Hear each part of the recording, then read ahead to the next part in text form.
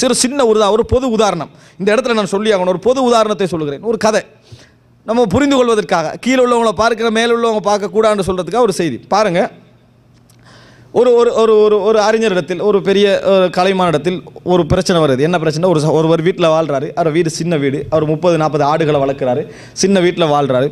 எப்போ பார்த்தாலும் அந்த மனைவியோட பிரச்சனை என்ன, இந்த வீடு நிம்மதியில் காலை நீட்ட இயலாமல் இருக்குது, கையை நீட்ட இயலாமல் இருக்குது, நிம்மதியாக தூங்க இயலாது, கொஞ்சம் ஒரு பெரிய வீட்டுக்கு போகக்கூடாதா என்று நிம்மதி இல்லை.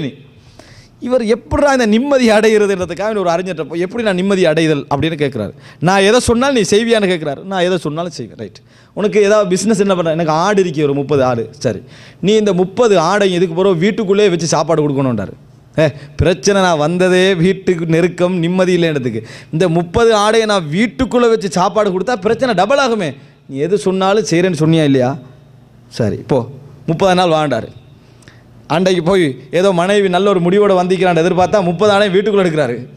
சரி, என்ன முடிவு, யார் வழிகாட்டின உனக்கு அப்படின்னு சொன்னால், நான் நிம்மதி அடைகிறதுக்கான வழி 30 ஆடையும் வீட்டுக்குள்ளே எடுத்து அப்போ வீட்டுக்குள்ளே வாழ்க்கையும் போகுது, ஆடும் வீட்டுக்குள்ளே. ஏற்கனவே இருந்ததை விட டபுள் ட்ரிபிள் ஆயிடுச்சு. தினந்தோறும் பார்த்தா பிரச்சனை டபுள் ஆகிட்டு. இவருக்கு என்னடா, இவர் என்னமோ வழிகாட்டுறாரு, இப்படி ஒரு முசீபத்தை கொண்டு போட்டார். டெய்லி பொறுமையாக 1 நாள் 2 நாள் 3 நாள் 4 29 எப்போ வரும் என்றதே காலத்தை கழிச்சிக்கிறார். டெய்லி மனைவி நிம்மதி இல்லை, நிம்மதி டபுள் ஆகிடுச்சு. 29ஆம் நாள் முட்டுச்சுன்னே ஒரே ஓட்ட அறிஞர்கிட்ட போய், அறிஞரே 29 நாள் முடிஞ்சிச்சு, எப்போ அடுத்தது என்ன செய்யணும்? ஆடெல்லாம் வெளியே எடுங்கண்டார். அது ஏற்கனவே வெளியே தானே இருந்துச்சு, திருப்பியே வெளியே எடுங்கண்டார். அன்றைக்கு ஏதோ சொன்னார், போனார். ஆட்டெல்லாம் வெளியே எடுத்து வீட்டை கழுவிட்டு அன்றைக்கு நைட்டுக்கு தூங்குறாரு. மனைவி சொல்கிறா, அப்பா என்ன ஒரு நிம்மதி அப்படின்ட்டு சொன்னா. இந்த வீட்டில் இவ்வளோ நாள் நான் காணாத ஒரு நிம்மதி இன்றைக்கு என்ன செய்து வந்ததுண்டு. அப்போ அறிஞர் பார்த்தார், நிம்மதியா இதான் இருக்கலையே இந்த வீட்டில், இப்போ எப்படி வந்தது? அது எப்படி வந்து சொல்லுங்க பாப்போம். நம்ம கீழே பாருங்கண்டா செய்ய மாட்டோம், போக வச்சார் அவர். பாருங்கண்டா ஃபீல் வரலையே, நீ போ கீழுக்கு போயிட்டு இந்த இடத்துக்கு வந்தே என்று சொன்னால் அந்த இடத்துல நிம்மதி உனக்கு என்ன செய்யும், புரியும். இந்த 30 நாள் பட்ட கஷ்டத்தில் அது இந்த வீட்டில் நிம்மதி இருக்கிறது என்னது, ஃபீலிங்க்கு வந்தது. இதுதான் மனிதனுடைய உலகத்துடைய இயல்பு. அன்புள்ள சகோதரர்களே, நிறைய ஆசையில் இருந்துட்டு இருப்போம். ஆனால் பயங்கரமான ஒரு சூழல் வரக்குள்ள என்ன நினைப்போம், யாரெல்லாம் நாட்டுக்கு போய் சேர்ந்தாலே போதும் அப்படி நினைக்கிறோமா இல்லையா? ஏன் பிரச்சனை வந்தால் என்ன வருது, எவ்வளோ ஒரு பெரிய ஐடியாவில் ஏன் இல்லாமல் போச்சு? கீழ்நிலையை காண்றோம் ஃபீலிங் இல்லை, கண்ணால் காண்றோம். கண்ட உடனே என்ன முடிவு எடுக்கிறோம்? ஒன்றுமில்லை, என்னை உயிரை விட்டா எனக்கு என்னது போதும் என்ற லெவலுக்கு நம்ம என்ன செய்கிறோம், வருகிறோம். அன்புள்ள சகோதரர்களே, அல்லாஹு தாலா நம்ம புரிந்து கொள்ள வேண்டும். திருப்தியான வாழ்க்கை, திருப்தியான மனநிலை. அல்லாஹு தால்கிட்ட கேளுங்க, அல்லாஹு மின் யஸ்அலுக்கல் ஹுதா வத்துகா வல் அஃபாஃப வல் கினா. யா அல்லாஹ், உன்னிடத்தில் நேர்வழியை, போதும் என்கின்ற மனப்பான்மையை, இறையச்சத்தை, நான் பேணுதலான வாழ்வை நான் கேட்கிறேன். அது மட்டும் நம்மளுக்கு வந்ததுண்டா சகோதரர்களே, இந்த உலகத்தில் உங்களை மாதிரி திருப்தியாக வாழ்கிற எவரும் இருக்க மாட்டான். இன்றைக்கெல்லாம் நொந்து வாழ்வதற்கான என்ன காரணம் தெரியுமா? நம்ம ஒன்றின் மீது ஆசை வைத்திருக்கிறோம், அதை பெரிய இலக்காக வைத்திருக்கிறோம்.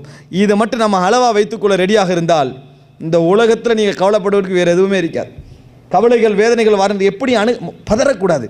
என்ன பிரச்சனை வந்தாலும் பதறாமல், அல்லாஹ் இதை ஏற்படுத்தி இருக்கிறான், இதுக்கு ஒரு வழி உண்டு உலகத்தில் என்று மட்டும் நீங்கள் நினச்சி பழகிட்டீங்கன்னு சொன்னால், பலஸ்தீனை நினைங்க போதும்.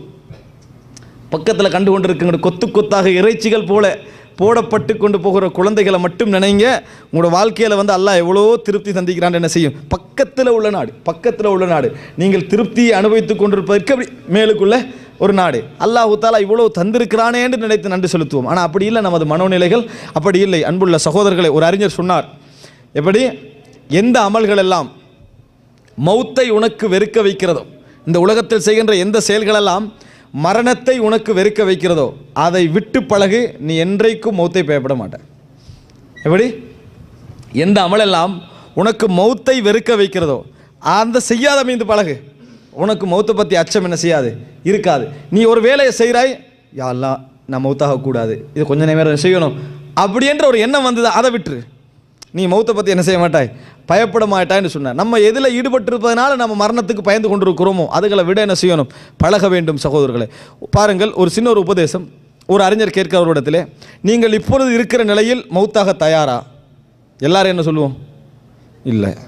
சரி, இதுக்கு பின்னால் உங்களுக்கு மாறுவதற்கான சிந்தனை நிலைமை, நாளைக்கு மாறுவேன், நாளண்டைக்கு மாறுவேன், ஏதாவது ஒரு ஐடியா இருக்குதா? 4 ஐடியாலாம் என்னது இல்லை. சரி, இந்த நிலையில் மௌத்து வராதன்ற நம்பிக்கை உங்களுக்கு உண்டா? இல்லை. அப்படி இருந்து நீங்கள் மாறலைண்டா நீங்கள் புத்திசாலியே இல்லை. 3 நிலை. இப்போ மௌத்து வாரத்தை நம்ம என்ன செய்யலை, விரும்பலை. நாளைக்கு இந்த நாளில் மாறுவோம் என்ற எண்ணமும் இல்லை.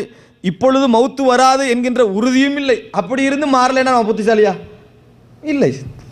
ஆபத்து வருமென்று தெரியுது, ஆபத்து தப்பு ஐடியாவும் இல்லை, வராதென்ற உறுதியும் இல்லை, போகிற ஐடியாவும் இல்லை. அப்படின்னா இது புத்திசாலியுடைய வேலை இல்லை. ஹசனுல் பஸ்ரி ரஹிமஹுல்லாஹ் அவர்கள் வீதியில் நின்று கொண்டிருக்கிறார்கள். ஒரு ஜனாசா போகிறது.